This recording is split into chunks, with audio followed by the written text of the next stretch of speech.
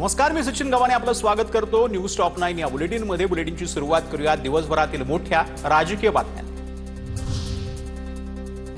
सचिन घायवळला शस्त्र परवाना दिला गेला नाही। योगेश कदमांनी सुनावणी घेतली पण परवाना दिला नाही। गृहराज्यमंत्र्यांवरील टीकेनंतर आता मुख्यमंत्री फडणवीसांनी हे स्पष्टीकरण दिलं।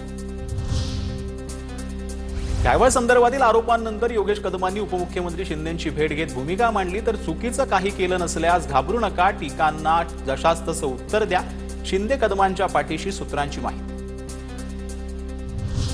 छोटी मोठी वादळ उठली म्हणून पर्वत हलत नाही। विरोधकांकडून होणाऱ्या टीकेला मंत्री योगेश कदमांचे ट्विट करत उत्तर, अशा राजकारणामुळे कधीच विचलित झालो नाही, पुढेही होणार नाही। योगेश कदम यांची प्रतिक्रिया।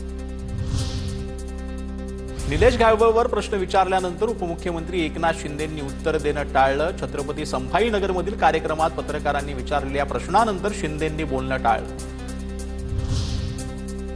शिफारस केली मात्र सीपींनी परवाना दिला नाही, कुणाचा दबाव होता, चौकशी होणार, कोणाचीही चूक असल्यास ऍक्शन घेण्याच्या सूचना।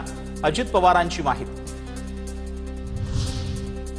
सचिन घायवळचा गुन्हेगारी रेकॉर्ड, आमच्या कार्यालयाकडून कोणताही परवाना दिला नाही। गँगस्टरला परत आणण्याची प्रक्रिया सुरू। पुणे पोलीस आयुक्त अमितेश कुमार यांची माहिती। निलेश घायवळ प्रकरणाचा तपास गुन्हे शाखेकडे वर्ग करण्यात आल्याची पुणे पोलीस आयुक्त अमितेश कुमारांची माहिती। शिवाय आता निलेश घायवळ नंतर सचिन घायवळवर देखील मकोका अंतर्गत कारवाई। सचिन घायवळ हा निलेश घायवळचा सख्खा भाऊ।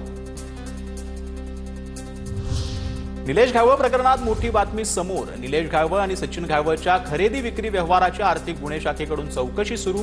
निलेश घायवळच्या 40 मालमत्तांच्या प्रकरणांची चौकशी होणार। पोलिसांनी नाकारल्यानंतरही घायवळला शस्त्र परवाना कसा मिळाला, ही कॅबिनेट नसून गुंडांची टोळी। घायवळ प्रकरणावरती संजय राऊतांची टीका।